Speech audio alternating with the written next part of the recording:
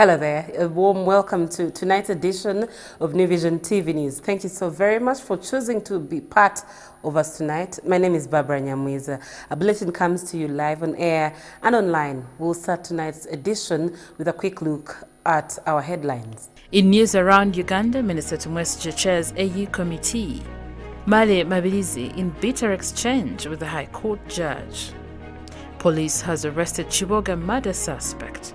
And in the special report, Wanzunula leading women into agriculture.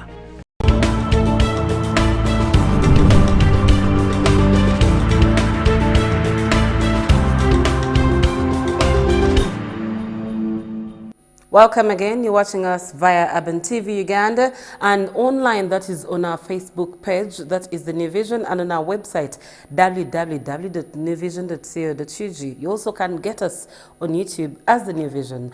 We start our bulletin with news around Uganda and start with Minister Tumwesigye of the Ministry of Science, Technology and Innovations. Now, after only 3 years since its establishment in 2016, the Ugandan Ministry of Science, Technology and Innovations has been recognized by its peers and has been elected, and this is in terms of Uganda chairing the Specialized Technical Committee on Education, Science and Technology of the African Union for the next 2 years. We have the details.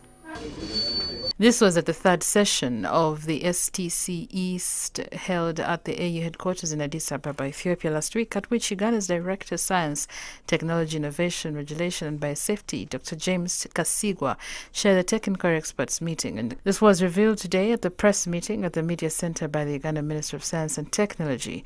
Now, as the chair of the STC East, Uganda will, among others, be in charge of the following. Among others, be in charge of the following. So this is what we are supposed to do for us in the chair. Elaborate, adapt, and monitor the implementation of the African Continental Strategy for Education, the Continental Strategy for Technical and Vocational Education and Training, and other African Union strategies and programs and plans of action in education and training. 2, ensure that member states provide education data to the African Union Education Observatory. 3, ensure that member states provide science, technology, and innovation data to the African Observatory on Science, Technology, and Innovation Indicators. 4, establish performance indicators and receive reports on the performance of national, regional, and continental agencies and institutions in education, training, science, technology, and innovation.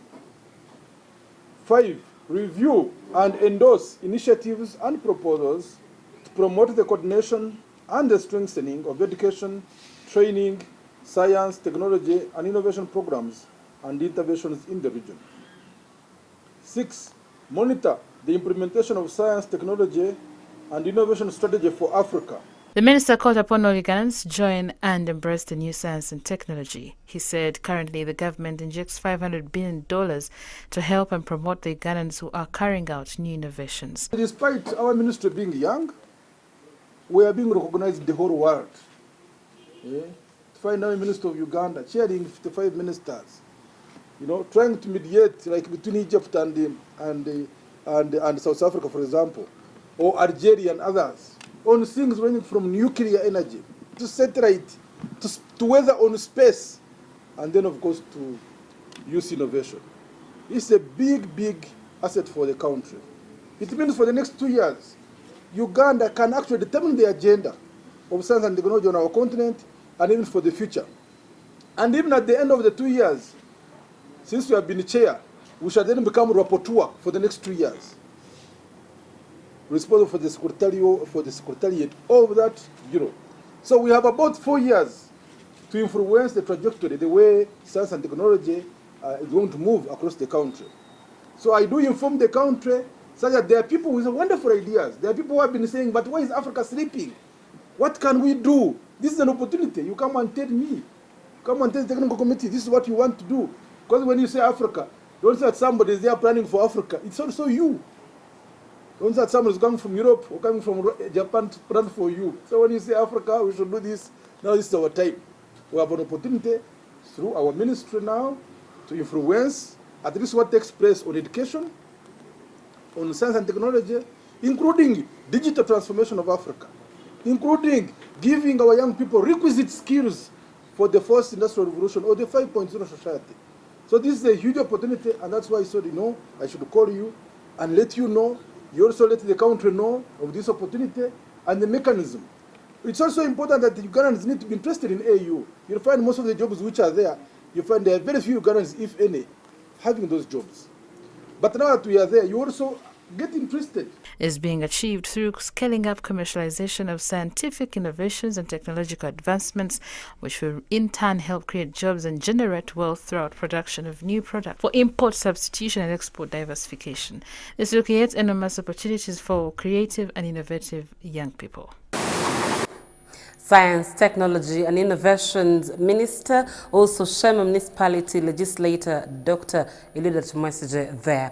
Now moving on, drama unfolded at the High Court when High Court Judge Musa Sekana dismissed an application for a cross-examination of the Electoral Commission EC boss Justice Simon Byabakama and the EC Secretary Sam Rakojo. Faruk Kasule was at High Court today and brought us the details. Drama unfolded in court when High Court Judge Musa Sekana dismissed an application for cross-examination of the Electoral Commission boss Justice Simon Byabakama and the Electoral Commission Secretary Sam Rakojo. Prior petitioners were also lawyers Male Mabirizi and Kampala Lord Mayor Eliasu Kwago asked the court to summon Byabakama and Rakojo for cross-examination about the contents in their affidavits. However, when court resumed at 4:45 p.m. to deliver its ruling on the matter, Mabirizi attempted to block the ruling, saying it was invalid. High Court Judge Musa Sekana overruled Mabirizi's objection and went ahead to read out his ruling, in which he dismissed their application on grounds that they made no case for its grant.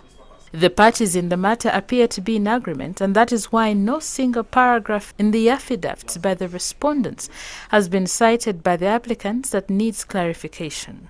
I find that the applicants have made no case for summoning Byabakama and Rakojo.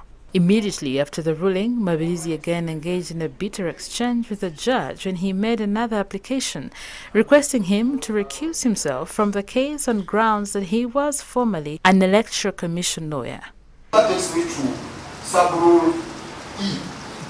It says, where the judicial officer makes inappropriate comments or exhibits unacceptable conduct in the case of the hearing.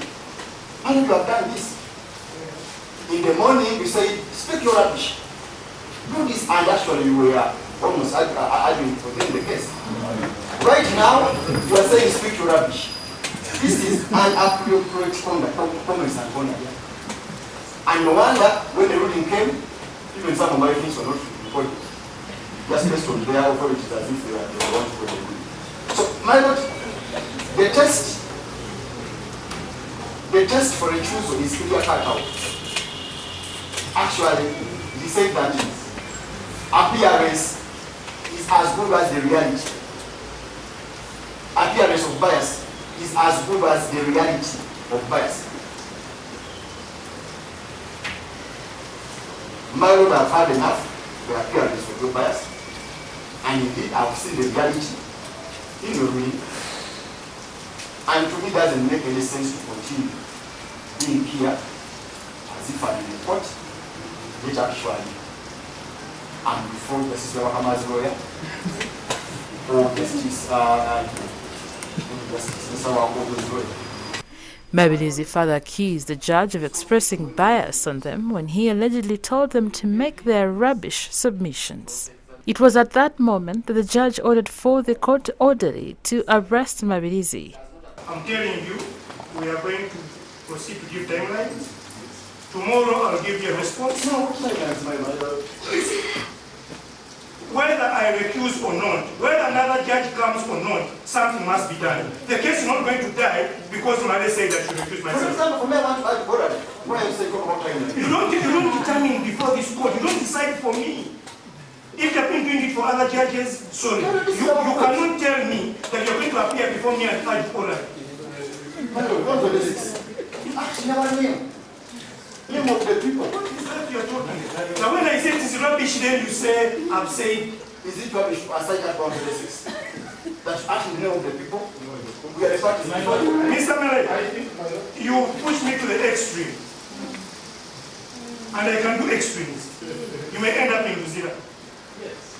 You just give respect to court. Don't think we are in the annals report or I rest my case. I said last time you are doing it. We are human beings. Don't push me to the wall. This prompted Lukwago to stand up and make a submission. I see this environment as not being inclusive for justice to be done or to be seen to be done.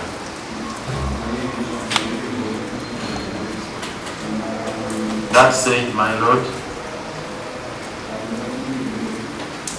I'd like to associate myself with the prayer for the accused.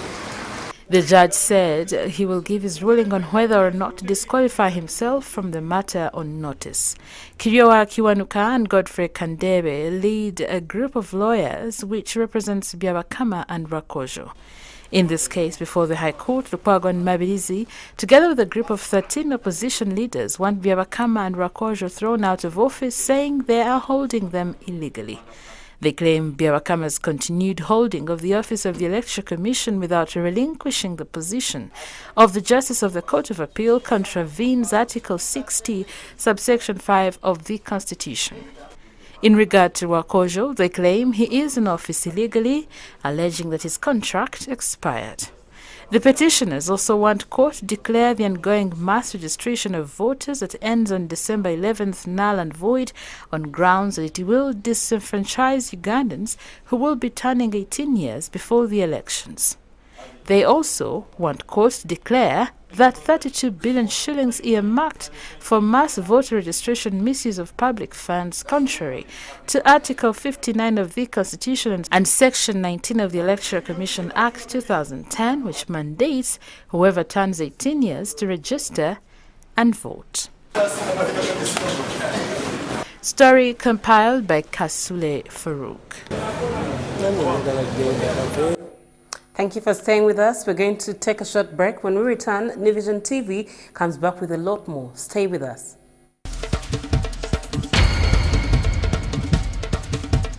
Welcome back from that break. We're so glad you're still with us here on Urban TV and online on the Facebook page of the New Vision, on our website and on our YouTube handle. Right now, we're getting into business news with Lynn Komjisha.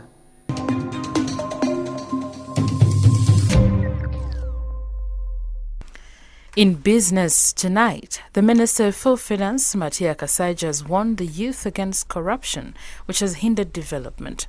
Kasaiga says young people should not focus on getting quick wealth because it tempts them into engaging in corruption. The minister said this during the signing of an agreement with the Danish embassy worth 19 billion shillings to support the monitoring of government funds. I started working in 1969. There was no corruption. There was no asking for a bribe. Now, people want to get rich, without working for that richness, and very quickly. Some young man lives in Makerere University, goes to work. He wants immediately to buy a car. He wants immediately to get a house. He wants immediately to marry. And he wants to have a farm developed like that of Kasaiga, which I've been working on since 1978. That's the real problem. After operating in losses for the last 18 years, the Uganda Electricity Generation Company Limited has finally made 24 billion shillings in profit for the year ending June 2019.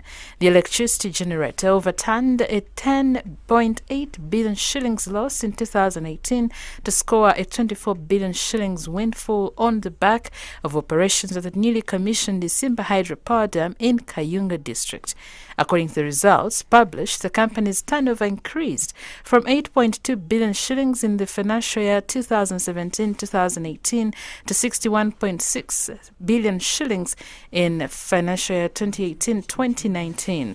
The shareholders' equity also shot up by 25 billion shillings to 854 billion shillings last year from 829 billion shillings registered in the previous year, as total assets jumped from 5.7 trillion shillings in the financial year 2017-2018 to 6.8 trillion shillings last financial year.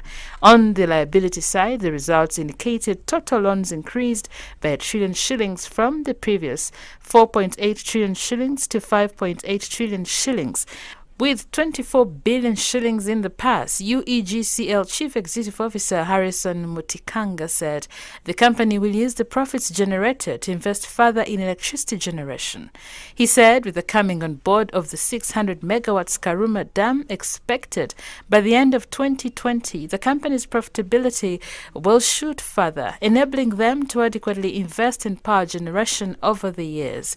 He said key among priorities will be investment and construction of the 44.7 megawatts Muzizi Power Dam at Ndaiga Hoima district, expected to feed the grid in 2021. State Minister for Finance and Investment, Evelyn Anite, however, warned the team against corruption, indicating that the government will not be lenient to those found to be culpable.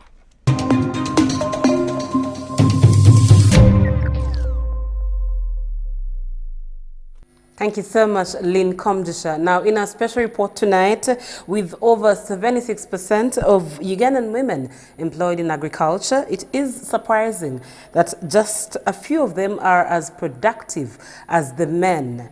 However, some women have taken the lead in becoming more productive and setting the trend as role models. In a special report tonight, our New Vision TV news team brings you Teddy Wanzunula of Okidoi Village, Asiret Sub-County in Soroti District.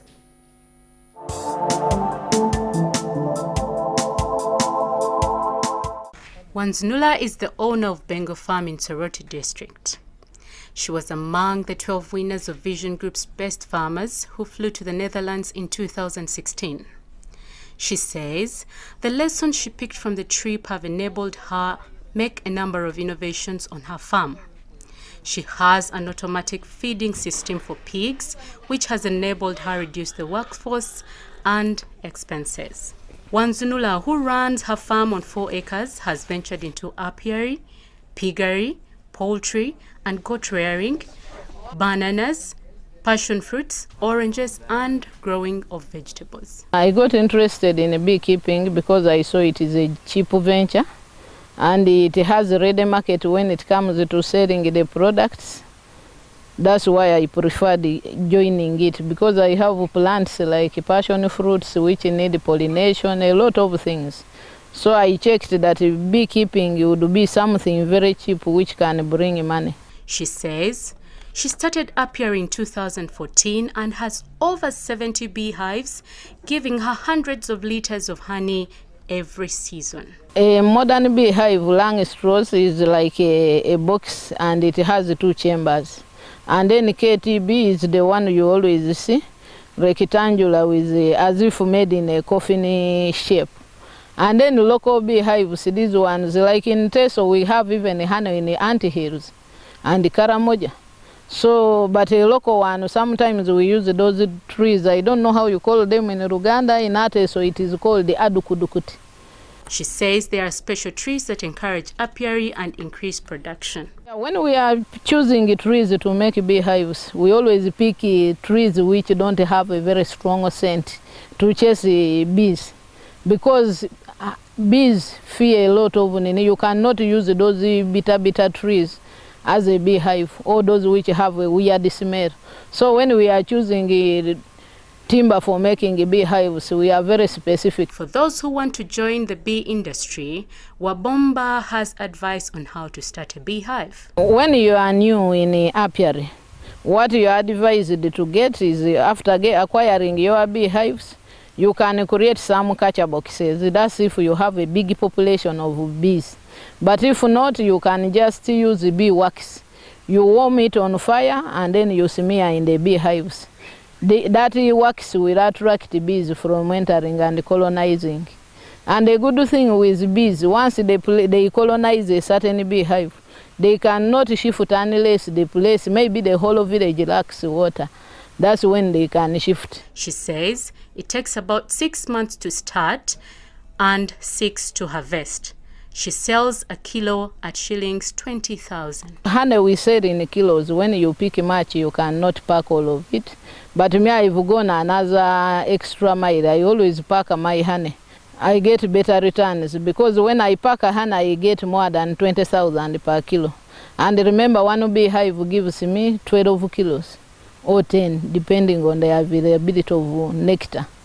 So me, I've gone that extra mile of not being cheated by selling honey in jerrycans. I always pack my honey and supply supermarkets. She says one of her contributions to the community is the fact that her bees are pollinating other crops for the people in her community. Looking at the high market for passion fruits in Uganda, Wanzunula was inspired to join the sector as well because there was a lot of money one could earn from her passion fruits. She says the demand for passion fruits is always high. Passion fruits are a marketable thing in Uganda, and you will never lack a market for passion fruits. And on top of that, when you plant it, it grows very fast. If you, from the time of planting to fruiting, it's just 3 months. The 4th month you are picking passion fruits. And if you maintain this garden well, you can pick passion fruits for 3 years. Wanzunula harvests a bag of passion fruits every week, which she sells at shillings 500,000. Like now, passion fruits have a good price. Like right now when we are picking here, we can make a bag of passion fruits. And that's 100 kilos, which comes to 500,000. You know very well that Soroti, as a region, we always, passion fruits sold in Soroti market come from Mbale and Kampala. So for me who picks from here in Soroti, I am at a better side. I don't put in transport. The market is always ready. As for Soroti, I'm very comfortable because passion fruits used to be brought from Mbale. Wanzunula plans to cover half of her 4-acre land with passion fruits because it works a two-way for her when they flower. They feed the bees and she earns money from the sale of the fruits. In our story tomorrow, we look at her piggery and the lessons she learned to make it a perfect commercial venture.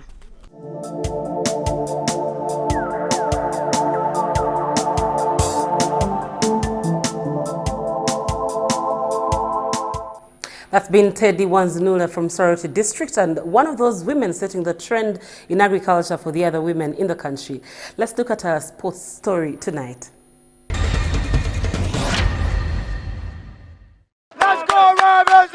In sports news, 20 universities are competing in the several sports disciplines in the 18th edition of the Inter-University Games that started Monday the 16th at the University of Kisubi in Entebbe under the theme Celebrating Sports and Science Innovation.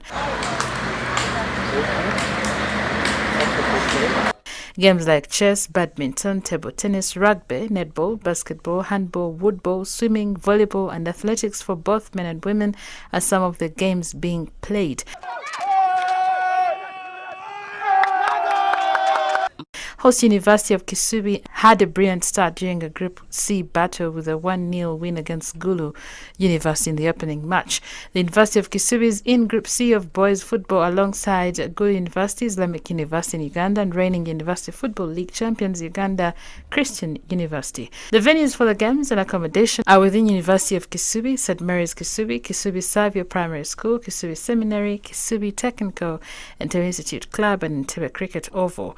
Ndeje University, the reigning overall champion, dominated day 2 of the week along university games after the absence of the counterparts of Kampala International University and Kampala University. Nkumba University got its first win in the handball games as they beat Chambogo 29-25.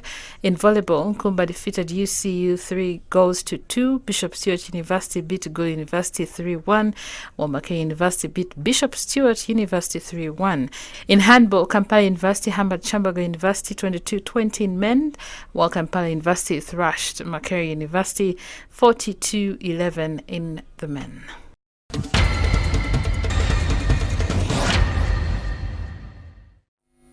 Our local sports wraps up our edition of New Vision TV News tonight. You've been a great audience, and we do appreciate your company always here on New Vision TV. Do you remember we're always live from the New Vision newsroom here, and we bring you all this and more every other day. Remember to catch us again tomorrow, same time, same place. My name is Barbara Nyamwiza. Good night.